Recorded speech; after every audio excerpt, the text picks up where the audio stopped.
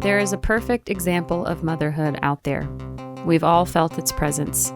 It lingers in our social media feed, in the products we buy, the answers to the questions we research. Even though we know it's not real, we feel it spotlight what we could be doing better. Join two best friends as they step off the stage of motherhood and go behind the scenes with moms from different walks of life. The Momcult Podcast. Real moms, real talk, real tired. Well, we all survived Halloween. That's exciting.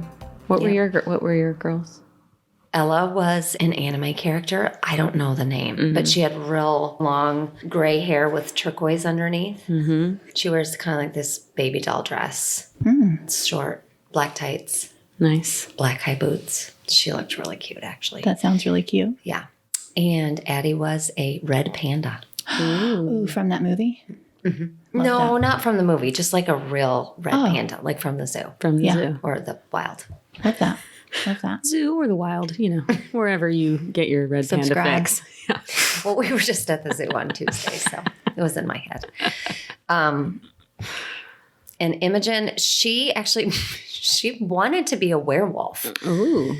Which was kind of shocking to me. I mean, she really wanted to do the scary thing. Like she was looking at full on right. Over the head mask. Like terrifying. And then we settled on just like a cap one that kind of, had hair on the sides but she didn't wear it. Right. So she wouldn't put it on. We had the same issue. Yeah. I don't know. It felt like too much. So she decided to be what she was for Halloween last year again, which was Stitch. Oh, from Lilo and Stitch. The old standby. Yep. Parker was supposed to be Buzz Lightyear, but he was not either. Right. Yeah. Shoot. Penny was Bluey. Yes. Which we didn't see a single other Bluey. I was very surprised. And Ava was a witch. But like a really nice, my mom just ordered her this witch costume on Amazon and it looked so good on her. Fit you should wear that out. like fit wise, she looked good. Yeah, it was just like the length Flattering. of it was perfect. It was made her look, I don't know, womanly, I guess. Well, Weird. Speaking of womanly, Yeah. if anybody didn't see Joy's costume, you should visit at Tiffica. That's Tiffica on Instagram to see her as a sexy nun. Sexy, really sexy nun. Did you see it? I didn't. Jeremy sent me. Can I look right now? Yeah, Jeremy sent me a photo. And he was like, you should wear this for Halloween. And I just laughed. And then 2 days later, I was trying to figure out costumes. And he was like, oh, I ordered that. I was like, what? How? I mean, there's no way this is going to fit me. What cheap Amazon costume fits anybody? But it was actually like... And fit you it did. You looked fit. But no, my boobs felt, contained enough for me not to feel like they were just going to fall out. Oh, my goodness. I just brought it up. I know. Don't pull it out in front of the kids. I found it. That's what she said. Wow.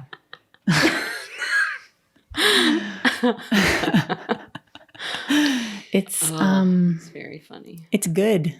I would say. I think he was just really, the last couple of years we've dressed up. I've just been like the most disgusting men. Oh, he was probably that's true. Ready. Yeah. Like one year I was one of the Three Stooges. Okay. And then another year I was Rob Deerdick from Rob and Big. Yeah, but last year. Factory. Oh, sorry. You were what's her name? The girl from, why am I doing this? Why am I going through every costume? And then you were, I know what costume you were next. I can't even think of what I was last Who cares? year. Who cares? No, you were the girl from Ted Lasso.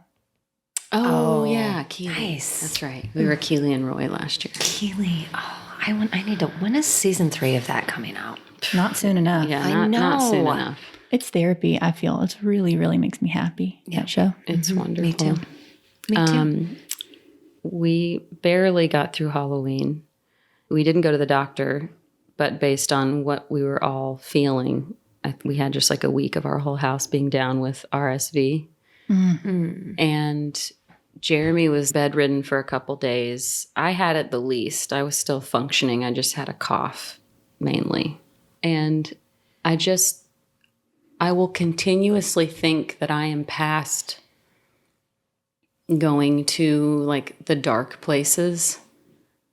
And I can't believe how just not leaving your house for a certain number of days in a row, what that does to a person.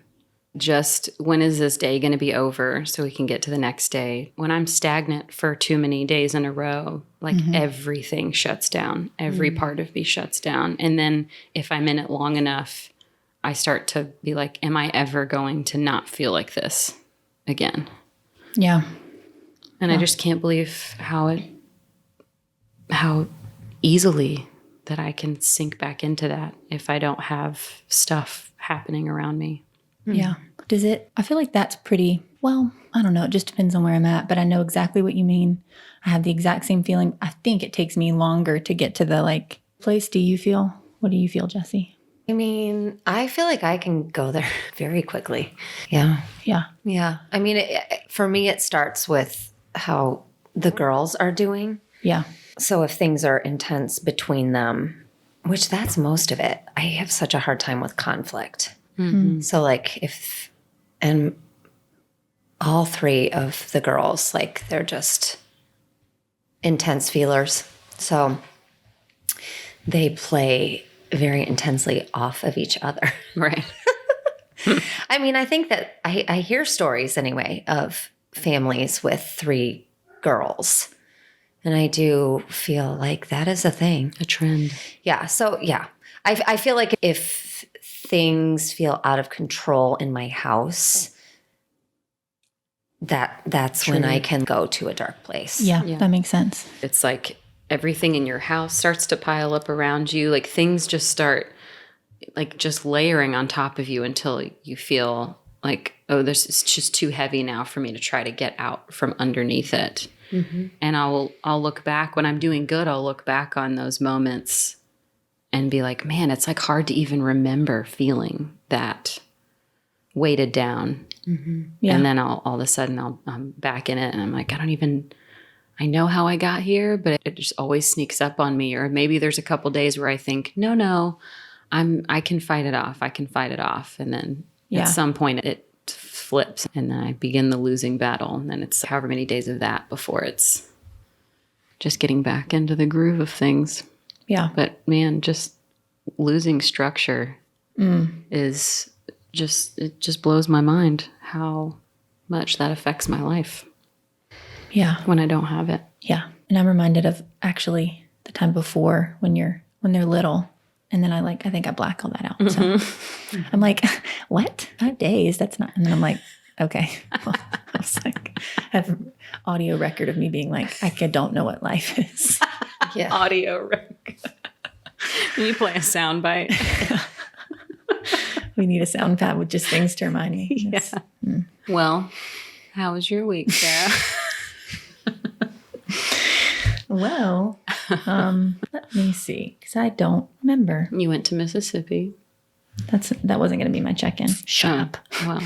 We had parent-teacher conferences this week for preschool, which seemed so silly like a year ago. And now I'm like, okay, there with my notebook, really serious about it, which feels insane. And he's at 2 schools, so I had 2 parent-teacher conferences, so I can compare notes, and they are the same, pretty much exactly the same. He got good feedback, pretty much. But since he started one of the schools, they have been saying, like at first when he was little, a year ago, he had less of his verbal communication. I mean, with people that were new. Mm-hmm.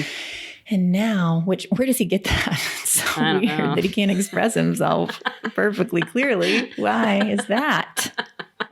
It's unbelievable. Get the world's best scientists on this one. They come in, they go, oh, okay. But, and it like really stressed me out. I took him to like a speech place, which by the way, for the record, they said he's perfectly normal. What is normal? Okay. But they have thought like his teachers have been like the first ones. So he's been there at this one place 2 years. the first ones were like, I feel like sometimes he just really can't hear me. It seems like I know that he is listening and I know he just don't think he can hear me. And I'm like, I think he can, but it kind of worried me. And this time I was like, yeah, I've tested that theory. And because the other day I was like, Parker, and he really does seem like he can't hear you. He's looking down, he's really focused, and you're like, oh my God, and you're waving my hand in front of him, all this stuff. And then I go, Mr. Holland's Opus, just like clapping in his face. Just like vibrating things on the floor. Nothing, not anything. And then I go, poo poo. And he goes, Tactic. That was brilliant. You really got on his level. Yeah. You really spoke his language. Yeah. So now I know Genius. he's for sure, he's just manipulative. Right. Yeah. Nothing just in being a that little way, at asshole. least, is wrong. Yeah. Yes. Yeah. That's amazing. And on that like similar note, he was, we did go to Mississippi and I realized like, so many things that you just won't do at home, you actually can do. It's like he realized that my capacity is only so much. It was just he and I traveling to Mississippi. And I kind of talked to him on the way, like, listen, you're going to have to help in this way or what, putting on his shoes, little things that he should be doing. Or I don't know, should be. I don't know. Forgive me if I say the wrong thing. Whatever kids shouldn't be doing. I don't know. I know that. Fuck. Yeah. Sorry. That's the journey we're on. We need a bleep. It's a blast. Sorry for saying the F word. Anyway, he can do more things. So he is capable and manipulative. And according to the speech therapy place, Speech therapy. Who needs speech therapy? above the curve. But by the way, they were like, he doesn't need to come. We don't need to see him again. But We might.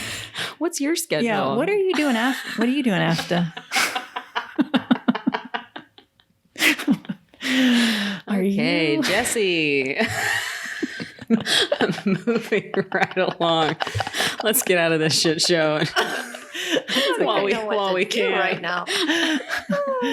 Bring us back, Jessie. I hope everyone else is enjoying this as much as I am. I wish you could see Sarah talk, like just see her face. Well, the goal is to have video at some point. I do want someone to witness. It's kind of this. where podcasts like- are heading these days. Oh yeah, that's a good idea. Like a group, a focus group on what's really wrong.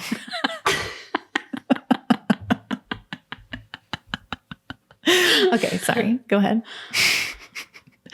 Jessie, your nails look great. How are you? Oh, well, thank you. Before we were recording, I said that you look so fresh that maybe you Had a facial. look as though you had a facial or something else. She just glows. That widow glow. Yeah. Oh, jeez. I'm sorry. I'm so sorry that she said that was Joyce. Joyce, I'm so sorry. Joy said that. It could be. It's one of the perks that no one talks about. Yeah. That's what I've heard. No, actually, I have looked back at pictures and videos like right after, and I'm like, oh my gosh, I look about 70. Like truly, like the lines in my forehead, and I don't know. I mean, it was all such a blur. Yeah. And so I know I wasn't sleeping well and all of that, but I do have a really good skincare regimen, though. Oh. I do. Well, forget everything else. Let's. Yeah. Okay. That's why the first one felt incomplete. We didn't get to your skin. Yeah, you didn't get to my skincare. How was your week? How was my week? Okay. Oh my gosh. It is your check-in. How was your week? My week has been good. We have Buzz's sister in town visiting us, and that's been great. You guys get along well? Have you always gotten along? Mm-hmm. Good. Yeah. Yeah, I mean, it's always, I feel like we process a lot still, even after 3 years. So I think it's good. It is helpful for me. And, it's so good for the girls to be around his family. Yeah. How often do they get to see his side of the family? I mean, definitely at least a couple times a year. They're all kind of spread out. We went for a fall break to Idaho where his brother and his family live, and his mom is there as well.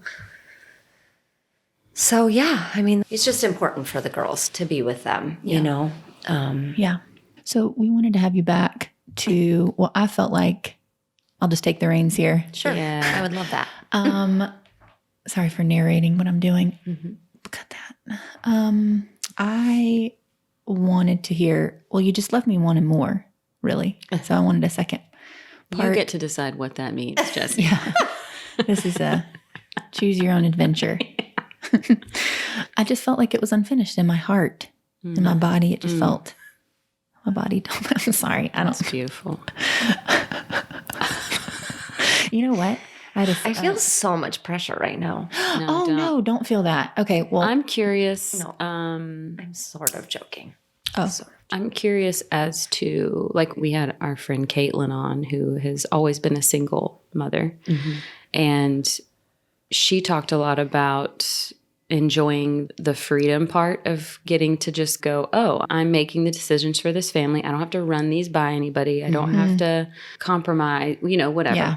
Mm-hmm. Especially with Buzz being such a powerhouse of a human. I was just curious if you do find some freedom in being able to take the reins and do what you want to do. Wow, that is such a good question. Oh, That's what I want to know. I have actually thought about that before. And I would say the answer is yes.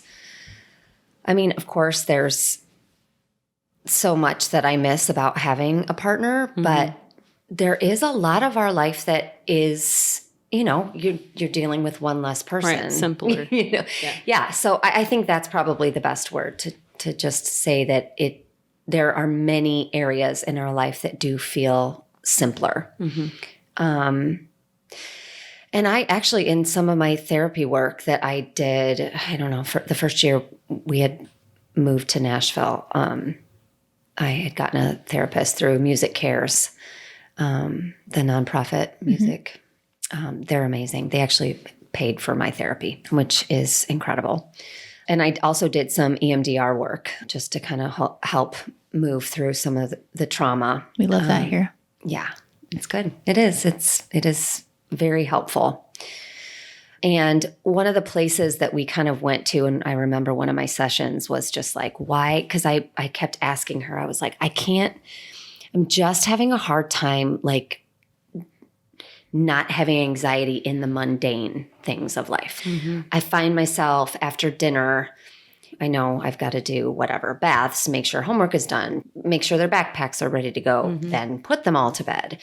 And by the end of the night, I am not every day, but I just often feel so fried. Mm-hmm. And then I get sad, and then I'm like, I don't want to do the dishes. Right. Even though, like, I know in my head that it's only going to take me 10 minutes, maybe. Right.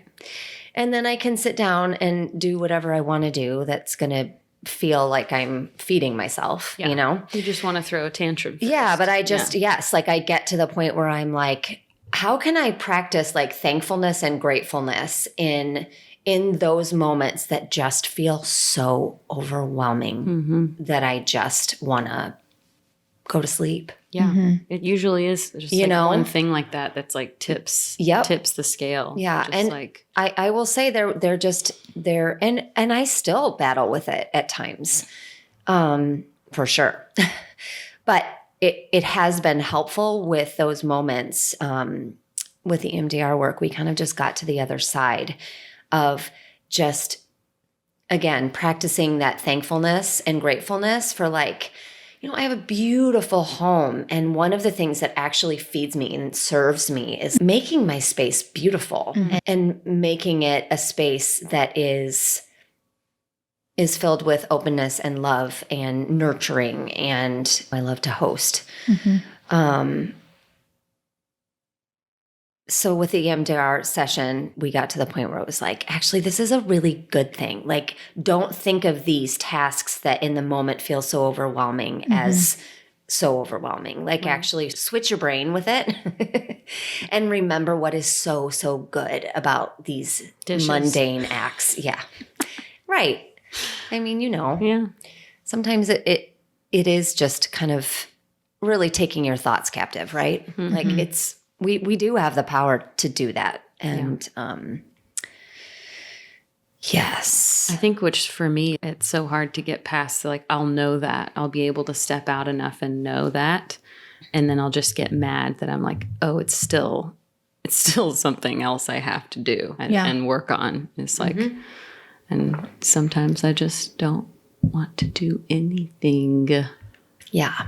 The thing that on those things, the thing that gets me to complete them, which I don't always, but the prep stuff that's really frustrating to do is the anxiety that I'll think about the anxiety feeling the next day that I'll feel. And then If you don't get it done now. Exactly. Yeah, that's true. And go like, I don't want to do Yeah, I don't want to feel that, because then I'm just extending it into the new day, because there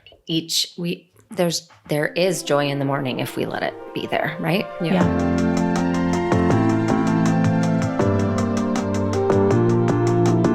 Hey, Momcult listener. I just got back from Mississippi, so this gonna be real country. Real quick, what would you think about knocking something off your to-do list while you take a 3-minute break? You can do that at Camel Express Car Wash. Close your eyes, black out the world while your car gets super clean. And you didn't hear it from me, but they offer this Camel Clean Car Guarantee, where if you're not entirely satisfied with your wash, you can wash again for free. So technically you could get a 6-minute break. And today you can get that completely free because you listen to Momcult. For a limited time, Momcult listeners try their best wash free. Their best wash, a $25 value, free. All you do is text code MOMCULT to 30400 and try them out. Visit camelexpress.com to find your Camel today. Camel Express Car Wash, delivering the greatest car wash experience every single time. You mentioned before it, and if we talked about this already, forgive me, but you mentioned yoga earlier. Do you have a practice? Do you have a meditation practice or anything like that? Not to put words in your mouth, but something like that is either daily or, what else? What else? What else? Well, I try to have, I call it my quiet time. I don't do it every single day, but after I get the girls to school, I try to take a half hour, 45 minutes or so to either sit and read, or, the church that we go to has a text that they send, because the church community at large kind of stays on the same track of reading and meditating on a specific chapter of the Bible. I'm a Christian, if that wasn't clear. Mind blown. Yeah, so it is really important for me to ground myself in that way. And if I can't or don't take the time to really sit down and, again, read or meditate or journal a little bit, then I feel it throughout the day. But I feel like I've learned the practice of just breathing. That is enough for me to recenter myself and remember what is important. Just the practice of breathing and mindfulness. That's helpful. Yeah, for sure. Sorry. No, it's okay. Sorry. Have you brought the girls into that? Are they aware of those things? Yeah, they definitely are. I would say during the school year, because it's everybody pretty much sleeps until about 7, and then we really have to leave the house in about a half an hour after that. So there's not a routine that's general. We'll sometimes light a candle and sit together and read a devotional, and then just kind of talk about it. And often I will read through we love the Jesus Storybook Bible. And so we'll read a chapter of that a night. And it does evoke so much conversation. So I feel like I can look at my journal, and when I'm I can tell the pockets of time that I'm not staying up with it every day. Right. I can be like, oh, I wasn't doing well. Yeah. And it's so weird because they feed into each other. If I'm not doing well, I don't want to do my morning pages or journal. And when I am doing well, I'm really on top of it. Yeah. It's just really hard to stay on top of it when I don't want to. But I also know that It's going to hell. Yeah. Just do it. Yeah. Yeah. I think one of the biggest challenges for me, and I think that I maybe touched on this in the first episode, is that I really have had, or I realize now looking back at the last 3 years, I've had a hard time figuring out in kind of my new life what it is I need, like what really is gonna feed me, because I feel like I there's just been a lot of mundane life that has had to be taken care of. I mean, logistically, for sure, with like finances and the publishing company and all the different things that I've had to learn how to manage. I mean, I have people that are helping me with all of that. It was a lot to take over. Yeah. And I am the type of person where, like, I mean, I remember in college, my senior year, I lived in a huge house with like 11 other theater majors. Wow. Jeez. It was a terrible idea for me. Yes. Well, mostly because I'm like, I mean, I was a theater major, but I like order, I like consistency, and every single person that was in this house, except me, could care less about any of that. I mean, the place was just always a disaster, and couldn't even start a paper or like memorize a script until my room was completely clean. Like I would scrub, I would like do baseboards, I would like organize my desk absolutely perfectly because I just needed my space free so that I could focus my brain on whatever it was I was needing to do. And I am still that way. Yeah. But I have like 10,000 more responsibilities and, you know, now 3 other humans that I'm like managing all their stuff. So, I mean, it's part of adulting, right? Yep. It really is. I don't know if you feel this way, but I was saying maybe on a different episode that Ava, being the age that she is starting to feel like I have a roommate that's just not pulling their weight. And Totally. Like the rage that I feel from constantly trying to manage her mess around the house is so frustrating. It's just like a whole nother, Well, it's just, I feel like it's hard to find the patience. And a dear friend of mine said to me once, you know, we have to train them. Yeah. We have to train our kids. And that takes consistency and diligence and commitment. Well, then I get the anger is then also, again, it's on me because I'm the one who's setting the example, or I have to stay on top. If I want something to change in her behavior, like if she keeps up with her room or if she puts her dirty clothes in the hamper, whatever it is, that's up to us to stay on top of. Yeah. Exactly. The consequences of her not doing that. And all of that is just a whole nother branch of energy that I feel like I never have. And so then I'm frustrated at her, but I'm also frustrated at me because I know if I really want it to change, It's on you. I'm responsible for being consistent about that. And then I just crawl to bed. Give up. Never get out. Oh, yeah. Do you think, are any of your girls showing signs of, I was going to ask of wanting the order the way that you do? Ella actually, which she is like the messiest one and the one that just every single time fights picking up after herself. She said, Mom, we need to like label all my clothes. We need to label my drawers. And I really want my closet to be organized. Okay. Did she watch the home edit? Yeah. Ava can't watch anything without 20 minutes in. She's gone. Me too. Either reorganizing her room or trying to bake something or doing a science experiment. Whatever she's watching, she can't stay still. Yeah. Yeah. I think with Ella right now, I just switched the girls' bedroom. So she's actually in the smaller bedroom, which makes more sense because she doesn't have to share a room. But we switched dressers and closets. And now everything is kind of out of order. And I mean, it's only been like 2 weeks, but I think she's just feeling that chaos of like, I don't know where anything is. Like my sweatshirts are supposed to be in this drawer, but they are not in this drawer. And, and she's also becoming very, very fashion. Oh yeah. Conscious. Yeah, just conscious. She's like, these are the colors that I like. And these are the looks that I like. And I love that. this morning she just said, I really want to get bangs, Mom. And I was like, oh, are you sure? Are you going through something traumatic? Rite of passage. I was like, well, she doesn't have my curly hair, so it may be easier because I've tried bangs before and it just, I don't. It's a journey. That's how it is. It's not meant for everyone. It's not. I am one of those. You can cut this out, but every time I have bangs, usually I look better with bangs. I don't know that I look better with curly bangs. I'm not fishing for compliments. I do have curly bangs right now. It is like a journey. It takes, with any new person, bangs are the hardest part. I just had to switch hair people again. I had a perfect person for like a year after like 3 years of not the perfect person.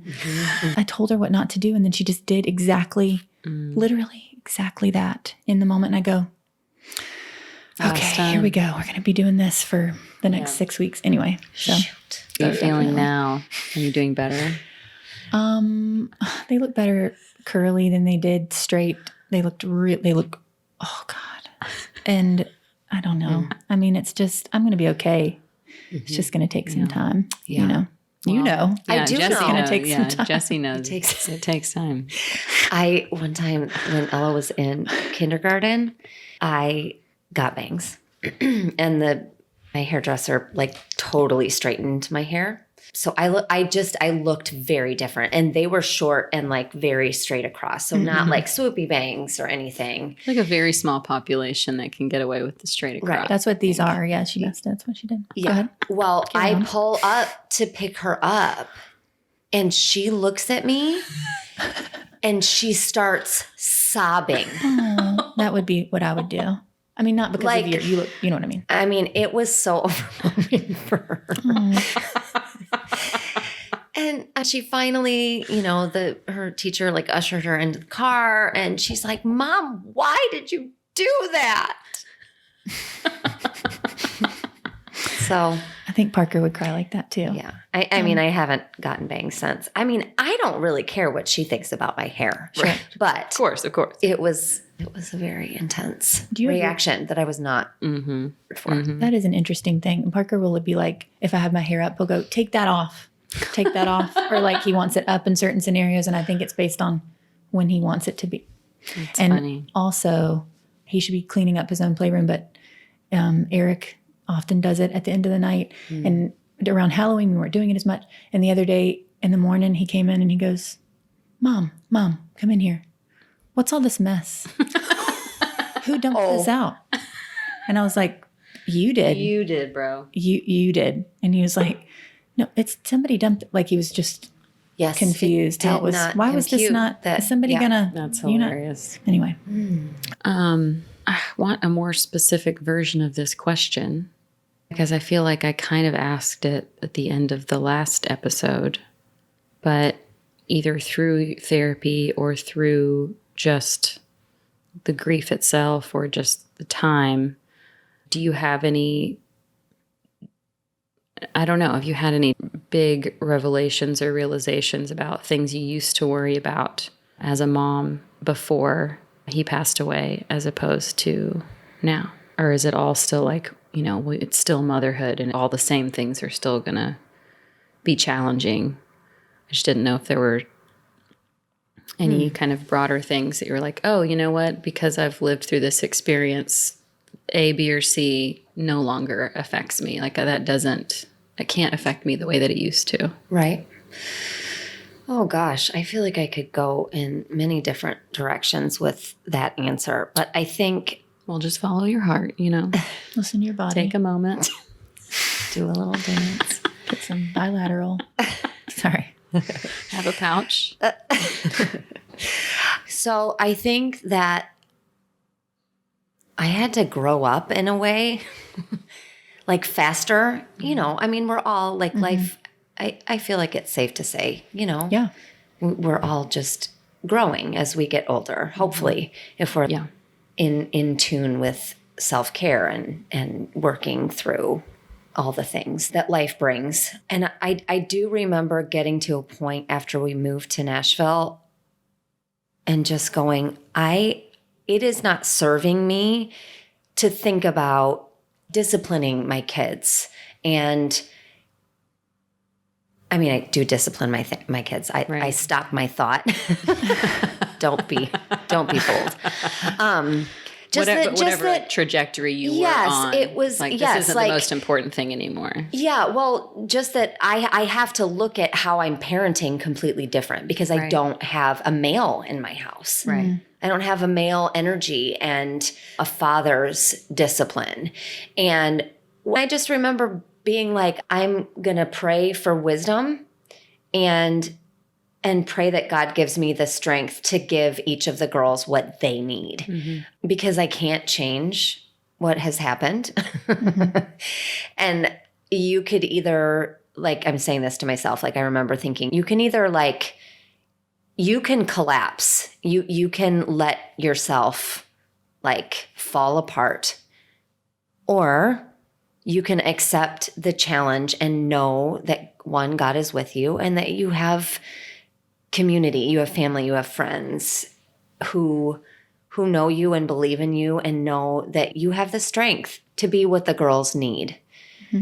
And one thing as a believer, I've really had to grasp that God has entrusted the kids with my 3 daughters with me and Buzz.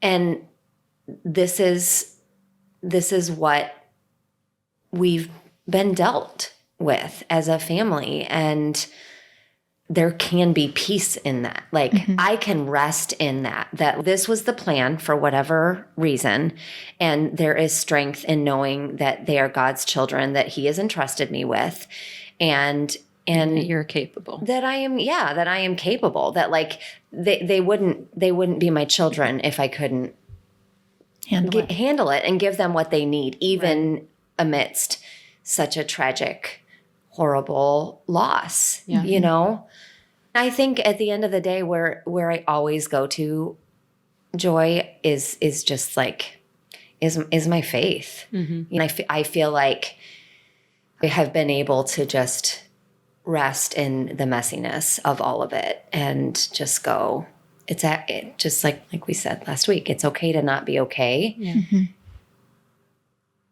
And you can find strength in that place. Right. There's actually power in that. Right. Just going, it is okay to not be okay. It is okay to mess up. It is, and there are ways to always redeem it.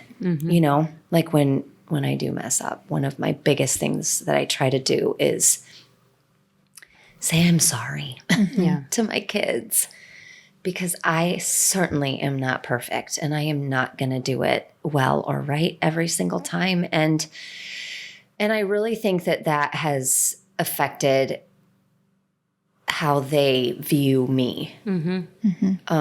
Because I'm sure, like you said, when Buzz was around, he was probably the more disciplinary parent. And so I was going to ask if you fell on more of the other end of that spectrum, like you were softer with them to balance out his parenting. For sure. Now you're having to fill the gap of trying to find that new balance of you providing both of those things, and how that's affected them watching you become more of a disciplinarian than you assertive, used to be. Than I used to be. Oh, for sure. And I think, going back to the disease that he had, he was very, very harsh with the girls. I often felt like, man, I know this is not who this man is, because he just didn't have patience a lot of the time. I would actually venture to say most of the time, which is so sad. Yeah. But he didn't have patience with the training, the training type discipline, right, of whatever, using your napkin instead of your shirt to wipe off your mouth. I remember things like that used to set him off. And yeah, I would try to compensate. And so I think, yeah, that's really good insight, Joy, to kind of the journey of it for me. I feel like I have had to, as a single parent, figure out where in the middle is best, you know? And so I still think that it is definitely a work in progress. Like there are days that I just feel like my kids don't respect me. They are being jerks to me, but that's on me. Like I really, like I have a deep conviction that like, it is my responsibility to figure this out. Like how do I, yes, I am the adult. It's just so hard because we still have the urges and tendencies to want to storm out of the room, to want to get our frustration out in a probably an unhealthy way. Like we're still to scream like a lunatic at them. Yeah, we're still growing as humans ourselves, and man, they just are testing us all the time. Yeah. Yeah. But what you said is so important that, you said a lot of important things just then, but the repair part, the coming back around and saying that, that's what they tell me. It's literally the most important. Yeah. I think that is such a nugget of gold in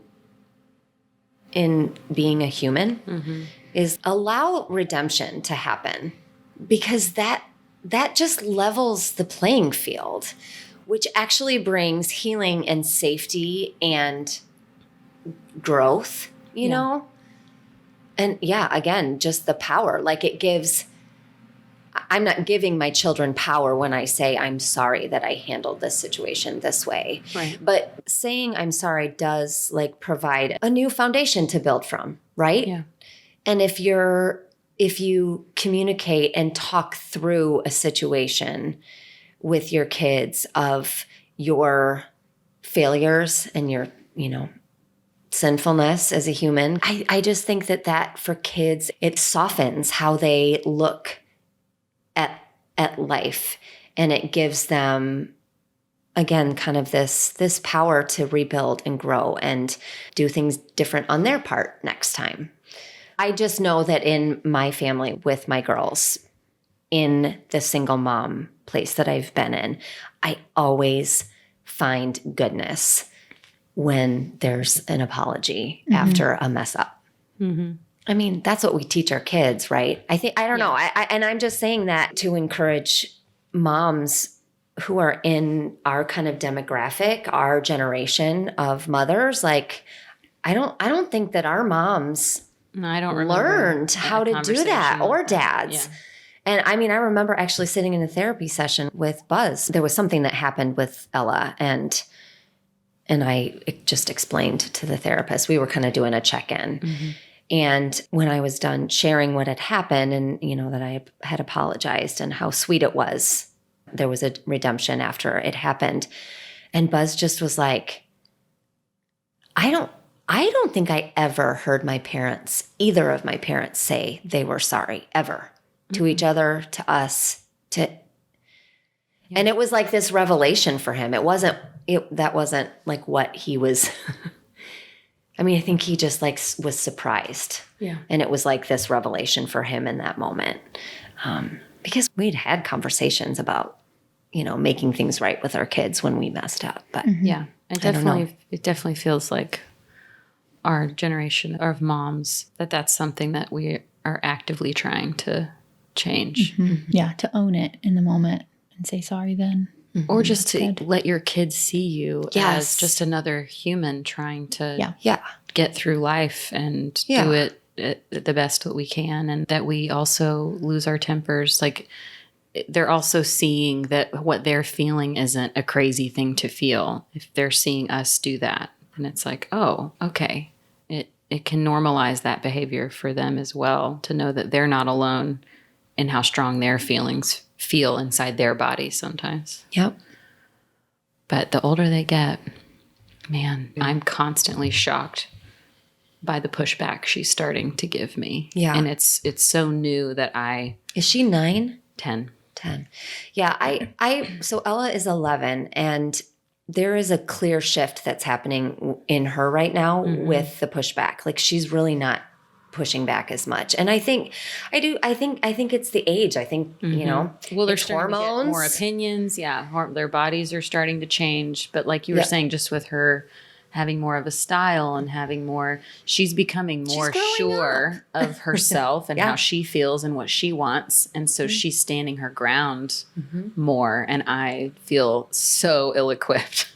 But you are equipped and you need to know that. I think parents have to be confident in what they're giving to their kids. Yeah. Because kids, I like to say, it's like they're closer to heaven because they just came from there or wherever they came from, you know? So they have like these spidey senses that, and they don't know that they're being manipulative, but because it's our responsibility to train them, they're like, they can really act on those little. Yeah. A lot of exploring. Yes. Like, where is my power? What happens when I do this? Yeah. Hey moms, pardon the interruption. Just wondering if you've ever found yourself like on a random Tuesday with nothing planned for dinner and a pit in your stomach, guilt that you're about to order pizza for the 7th time in 2 weeks. I've never done that. I'm just wondering if you've ever done that.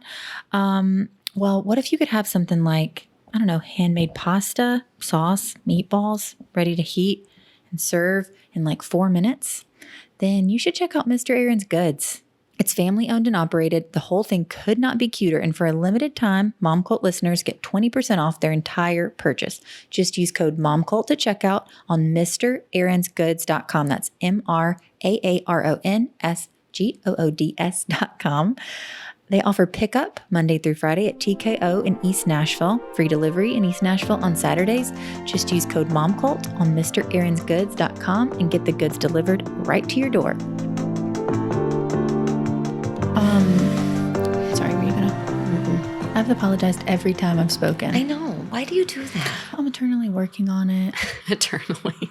I've made some progress, but with you specifically, like honestly, want to like really honor your story and what you're saying. And so maybe with somebody else, I would be a little harsher right now just because I'm working on that, but I don't. Well, that's really, okay. First of all, thank you. That's do understand where that is coming from, but I will tell you, one of the things that has really driven me nuts with what has happened to us is that people apologize to me all the time for complaining or sharing something that they're frustrated about or that went wrong in their lives. And I think I said this last time. One of the things that terrifies me is that I have reasons to live my life as a victim. I don't want to do that. Yeah. Because we all have things that we've been through. Like, I often say, it's all relative, right? Like, you lost your brother, Sarah, you know? Well, and yes, it's been many years since that happened, but that is a grief and a trauma in your life. And there's not one person that hasn't had something really intense or awful happen to them that they have had to work through. And I know, like, the people that do say that they're sorry, and I know, again, I know where your heart is when you say that to me, but you also don't want that to be what people think about when they think about you. Yes, I don't know, because I feel like, and maybe this is wrong, but I actually feel like because of what I've been through and because I feel like it has strengthened me in ways that I could have never imagined, that I can actually be the person to like talk through and maybe help in a situation, you know, if it's something specific. Like, you want people to see you as the resilience and the... And to almost like not take advantage, but just utilize what my experiences have been and like bounce things off of me. And so don't stop and apologize for feeling bad yourself, right? Right. Does that make sense? Don't be gentle with me. Yeah. Spar with me because I've been in the shit. Yeah. Right. Yeah. I've always thought that the difficult things in my life, or anybody's, they expand your ability for empathy and your breadth for understanding people. And that for me is the way to see things as a gift constantly, like every one of them. Yeah. For sure. So I love that outlook. That's good. When I was a kid in like youth group, anyone around me that was young, like middle school, and you'd have these kids who had this really strong testimony because like their parents got divorced, or I was always so jealous because I was like, my life has been fine. I have like no adversity I've had to overcome yet. I love that story about you. That's really funny. Would you ever just like make up scenarios in your head about what you wish your testimony was?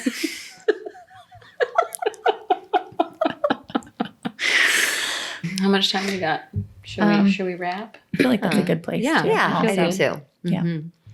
Oh yeah. Oh, pop culture corner. Yeah. Yeah. And also, maybe at the end, I just want to do say the intro also. Oh yeah, we didn't really do an intro. Just, I'm Sarah Parker. How about I'm Sarah. Hey y'all, I'm Sarah, and I'm sorry.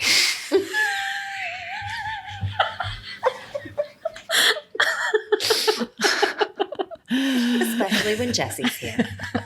I'm not usually this sorry, but today I'm real sorry. That's really good for me to hear. But it's like I need to hear it from every individual person that I am feeling that about. Like, you don't have to say that. And sometimes when people say it, it's like I don't even hear it. But I really heard what you said. That makes sense. Oh, you know what? What? Pop Culture Corner. Pop Culture Corner. Oh my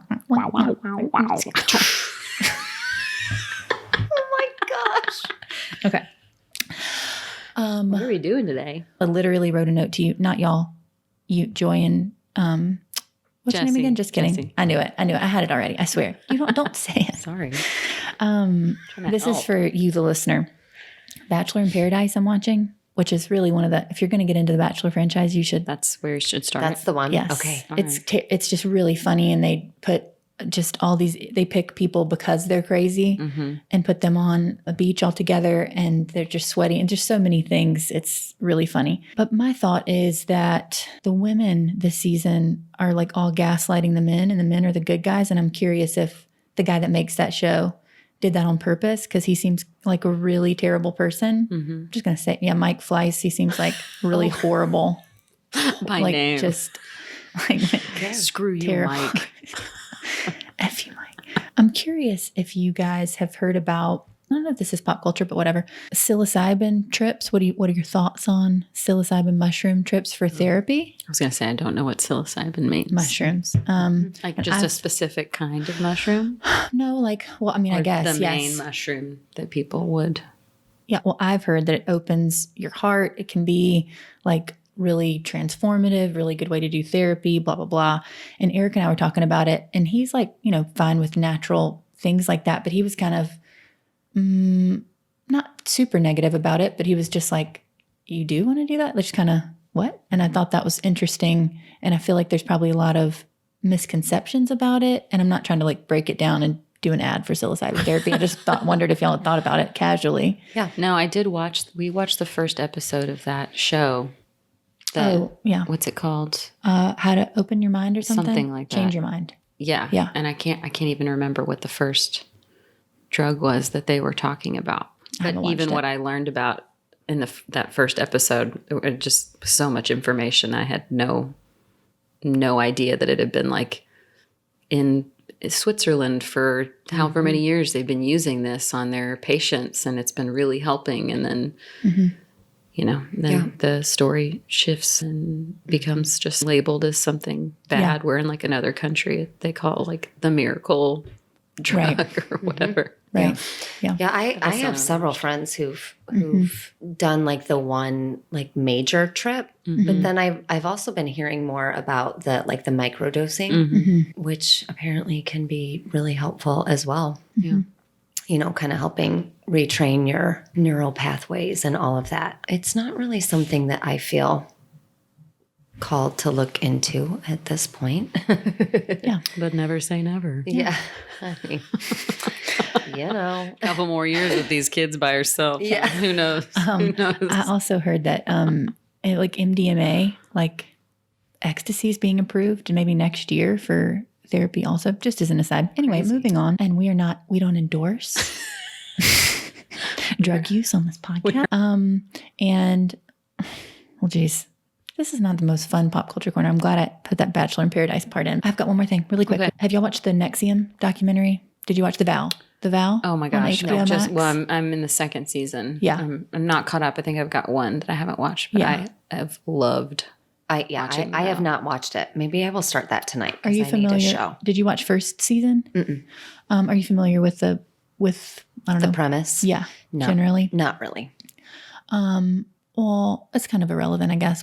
I'll be like, oh yeah, I get why people would subscribe to this, and then I get so frustrated by it, and it's just this uncomfortable thing.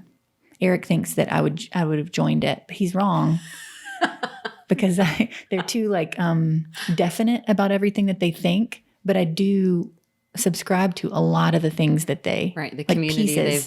they've built and like the No, not that part. but there is like a very much like a not being a victim. Like Yeah, there is yes. That's all you can tell that they're all genuinely like we're just trying to better ourselves. Yeah. There just happens to be Yeah, someone that is yeah. taking advantage of Right. that. The ESP, like that company or the way that was run, that seems like that wasn't such a bad thing. It's like this Right. company and then this other thing, like a club that got associated with, and then this other like sub club that's even more like crazy sinister. And that's maybe what spurred all the things. So it's interesting.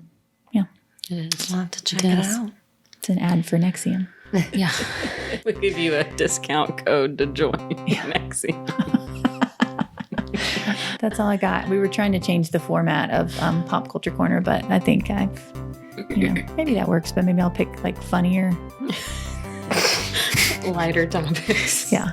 Yeah. Instead of Literally cut all that. I love you guys. Thank you. Thank you. Thank you. Thank you. And thank you.